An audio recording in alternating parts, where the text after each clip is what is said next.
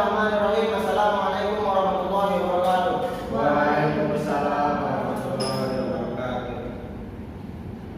Innal hamdalillah nahmaduhu wa nasta'inuhu wa nastaghfiruh, amma ba'du. Pertama-tama marilah kita panjatkan puja serta puji syukur kita atas kehadirat Allah Subhanahu wa taala, atas berkat rahmat dan karunia-Nya kita dapat berkumpul di tempat yang mulia ini. Alhamdulillah.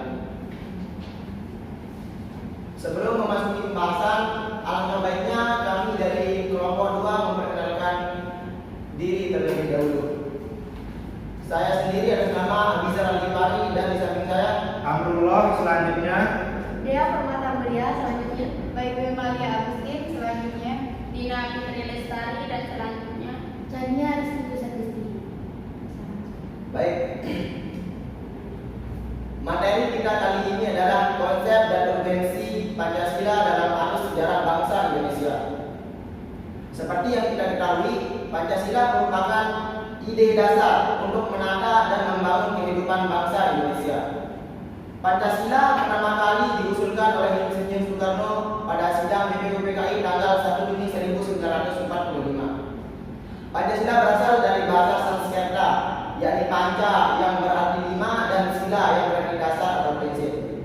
Pancasila dijadikan sebagai dasar negara Indonesia berdasarkan pernyataan dalam Undang-Undang Dasar 1945 yang berbunyi, negara Republik Indonesia yang berkedaulatan rakyat dengan berdasar peraturan yang Maha Esa, kemanusiaan yang adil dan beradab, persatuan Indonesia, kerakyatan yang dipimpin oleh hikmat kebijaksanaan dalam permusyawaratan perwakilan, serta mewujudkan suatu keadilan sosial bagi seluruh rakyat Indonesia.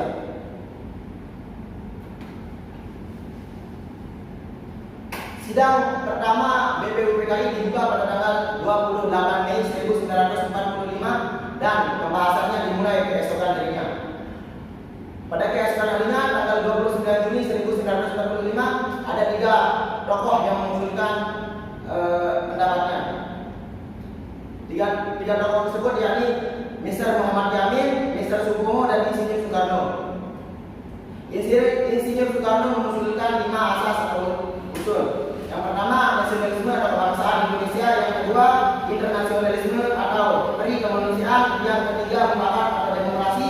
Yang keempat, kesejahteraan sosial. Dan yang kelima, ketuhanan yang berkebudayaan.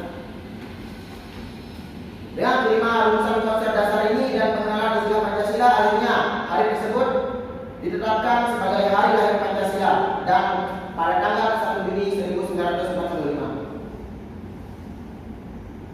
Adapun fungsi Pancasila antara lain sebagai berikut. Pancasila berfungsi sebagai dasar untuk mengatur penyelenggaraan ketatanegaraan yang meliputi bidang ideologi, politik, ekonomi, sosial budaya serta pertahanan keamanan. Adapun fungsi Pancasila yang lain, yakni pertama, Pancasila sebagai jiwa bangsa Indonesia. Yang kedua, Pancasila sebagai kepribadian bangsa Indonesia. Yang ketiga, Pancasila sebagai sumber dari segala sumber hukum. Yang keempat, Pancasila sebagai perjanjian luhur. Yang kelima, Pancasila sebagai cita-cita dan tujuan bangsa Indonesia. Yang keenam, Pancasila sebagai satu-satunya asas dalam kehidupan berbangsa dan bernegara. Yang ketujuh, Pancasila sebagai moral pembangunan. Sekian.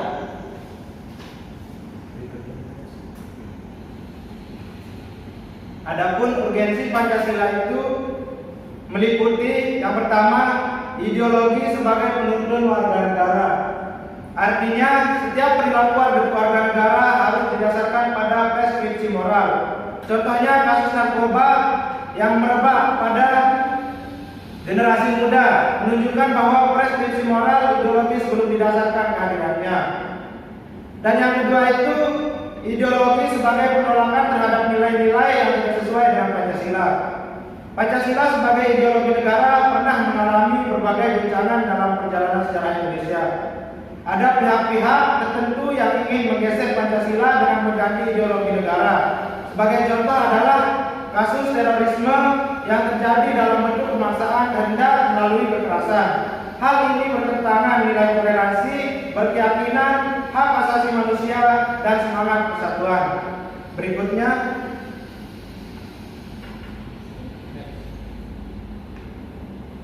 Ya, selanjutnya menanya alasan diperlukannya Yang pertama, Pancasila sebagai identitas bangsa Indonesia. Budaya dapat membentuk identitas suatu bangsa melalui proses inkulturasi dan akulturasi. Inkulturasi berasal dari kata kultur yang artinya budaya. Inkulturasi juga dapat diartikan sebagai penyisipan ke dalam suatu kebudayaan. Dan akulturasi adalah suatu proses sosial yang timbul manakala suatu kelompok manusia dengan kebudayaan tertentu dihadapkan dengan unsur dari kebudayaan lain. Dan hal-hal yang terjadi dalam akulturasi meliputi 1. Substitusi. Substitusi merupakan penggantian unsur atau kompleks yang ada oleh yang lainnya yang mengambil alih fungsinya dalam perubahan struktural yang minimal. Yang kedua yaitu sinkrotisme. Sinkrotisme merupakan pencampuran unsur-unsur lama untuk membentuk sistem baru. Dan yang ketiga yaitu adisi. Adisi merupakan tambahan unsur atau kompleks-kompleks baru. Yang keempat yaitu originasi. Originasi merupakan tumbuhnya unsur-unsur baru untuk memenuhi kebudayaan sesuai dengan situasi yang berubah. Dan yang terakhir yaitu rejeksi. Perubahan yang berlangsung cepat dan dapat membuat sejumlah besar orang tidak dapat menerimanya sehingga menyebabkan total atau timbulnya pemberontakan baru gerakan kebangkitan. Yang kedua yaitu Pancasila sebagai kepribadian bangsa Indonesia. Pancasila juga disebut sebagai kepribadian bangsa Indonesia atau inti dari pembukaan Undang-Undang Dasar 1945. Artinya, memiliki nilai ketuhanan, kemanusiaan, persatuan, kerakyatan, dan keadilan yang diwujudkan dalam sikap mental dan tingkah laku dan amal perbuatan. Yang ketiga yaitu sebagai pandangan hidup bangsa. Pancasila dikatakan sebagai pandangan hidup bangsa, artinya nilai-nilai ketuhanan, kemanusiaan, persatuan, kerakyatan, dan keadilan diyakini kebenarannya, kebaikannya, dan keindahannya, dan keagungannya oleh bangsa Indonesia yang dijadikan pedoman sebagai kehidupan bermasyarakat dan berbangsa dan menimbulkan tekad yang kuat untuk mengamalkannya dalam kehidupan nyata. Dan yang keempat yaitu Pancasila sebagai jiwa bangsa Indonesia. Sebagaimana dikatakan Savigny bahwa setiap bangsa mempunyai jiwanya masing-masing dan dinamakan Volges, jiwa rakyat atau jiwa bangsa. Pancasila sebagai jiwa bangsa lahir bersamaan dengan lahirnya bangsa Indonesia. Pancasila telah ada sejak dahulu kala bersamaan dengan adanya bangsa Indonesia. Dan yang terakhir yaitu Pancasila sebagai perjanjian luhur bangsa Indonesia. Perjanjian luhur artinya nilai-nilai Pancasila sebagai jiwa bangsa dan kepribadian bangsa disepakati oleh pendiri bangsa sebagai dasar negara Indonesia.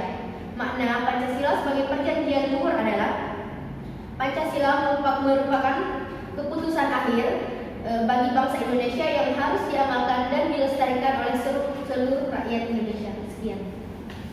Baik, adapun sumber historis, sosiologis, dan politis Pancasila sebagai sistem etika. Yang pertama, menurut sumber historis, pada zaman Orde Lama, Pancasila sebagai sistem etika masih terbentuk sebagai filosofi Bronslet atau Warsaw. Artinya, nilai-nilai moral Pancasila belum ditegaskan di dalam sistem etika, tetapi nilai-nilai moral telah terdapat dalam pandangan hidup masyarakat. Masyarakat dalam Orde Lama telah mengenal nilai-nilai kemandirian bangsa oleh Presiden Soekarno yang disebut sebagai berdikari atau berdiri di atas kaki sendiri. Pada zaman Orde Baru, Pancasila sebagai sistem etika disosialisasikan melalui penataan P4, diinstitusionalkan pada wadah BP7. Pada era reformasi, Pancasila sebagai sistem etika tenggelam dalam hiruk-pikuk perebutan kekuasaan yang menjurus pada pelanggaran etika politik. Salah satu bentuk pelanggaran etika politik adalah abuse of power. Yang kedua, menurut sumber sosiologis. Sumber sosiologis Pancasila sebagai sistem etika dapat ditemukan dalam kehidupan masyarakat sebagai etnis di Indonesia. Misalnya orang Minangkabau, dalam hal bermusyawarah memiliki prinsip bulat air oleh pembuluh, bulat kata oleh mupakat. Masih banyak lagi mutiara kearifan lokal yang bertebaran di bumi Indonesia ini hingga memerlukan penelitian yang mendalam. Yang ketiga dalam sumber politik. Sumber politis Pancasila sebagai sistem etika terdapat dalam norma-norma dasar atau ground law. Sebagai sumber penyusun sebagai peraturan perundang-undangan di Indonesia, Hans Kelsen mengatakan bahwa teori hukum itu suatu norma yang terbentuk piramida tidak. Norma yang lebih rendah memperoleh kekuasaan dari suatu norma yang lebih tinggi. Semakin tinggi suatu norma, semakin abstrak sifatnya. Sebaliknya, semakin rendah kedudukan akan semakin konkret norma tersebut. Argumen tentang dinamika Pancasila sebagai ideologi negara. 1. Argumen tentang dinamika Pancasila sebagai ideologi negara. Dinamika Pancasila sebagai ideologi negara dalam sejarah bangsa Indonesia memperlihatkan adanya pasang surut dalam pelaksanaan nilai-nilai Pancasila. Sebagaimana diketahui bahwa Soekarno adalah termasuk seorang perumus bahkan penggali dan pemberi nama dasar negara. 2. Argumen tentang Pancasila sebagai ideologi negara. Pada era globalisasi ini, banyak hal yang akan merusak mental dan nilai normal moral Pancasila yang menjadi kebanggaan bangsa dan negara Indonesia. Terkait dengan tantangan yang melanda bangsa Indonesia sebagaimana di atas, maka dapat diidentifikasikan sebagai berikut. A. Dalam bidang pemerintahan. Banyak muncul di ranah publik aparatur pemerintahan, baik sipil maupun militer, yang kurang mencerminkan jiwa kenegaraan terhadap fenomena publik aparatur aji mumpung atau mementingkan kepentingan kelompoknya saja. 2. Dilihat dari kehidupan masyarakat. Terjadi kegamangan dan kehidupan bernegara dalam era reformasi karena perubahan sistem pemerintahan yang begitu cepat. Masyarakat merasa bebas tanpa tuntutan nilai dan norma dalam kehidupan bernegara. Dan yang terakhir, adapun kesimpulan dari pembahasan kami ini adalah pentingnya Pancasila dalam sejarah bangsa Indonesia menunjukkan beberapa hal betapapun lemahnya pemerintah suatu rezim. Tetapi Pancasila tetap bertahan dalam kehidupan berbangsa dan bernegara. Dan betapapun ada upaya untuk mengganti Pancasila sebagai ideologi bangsa. Tetapi terbukti Pancasila merupakan pilihan yang terbaik bagi bangsa Indonesia. Pancasila merupakan pilihan terbaik bagi bangsa Indonesia karena bersumber dan digali dari nilai-nilai agama, kebudayaan, dan adat istiadat yang hidup dan berkembang di bumi Indonesia. Pancasila dianggap memiliki nilai-nilai kehidupan paling baik. Pancasila dijadikan dasar dan motivasi dalam sikap, tingkah laku, dan perbuatan dalam hidup bermasyarakat, berbangsa, dan bernegara. Semua sila dari Pancasila tidak dapat dilaksanakan secara terpisah-pisah karena Pancasila merupakan satu kesatuan yang utuh dan saling berkaitan. Sekian. Mungkin hanya itu presentasi hari ini dari kelompok kami. Kurang lebihnya kami minta maaf. Assalamualaikum warahmatullahi wabarakatuh. Waalaikumsalam.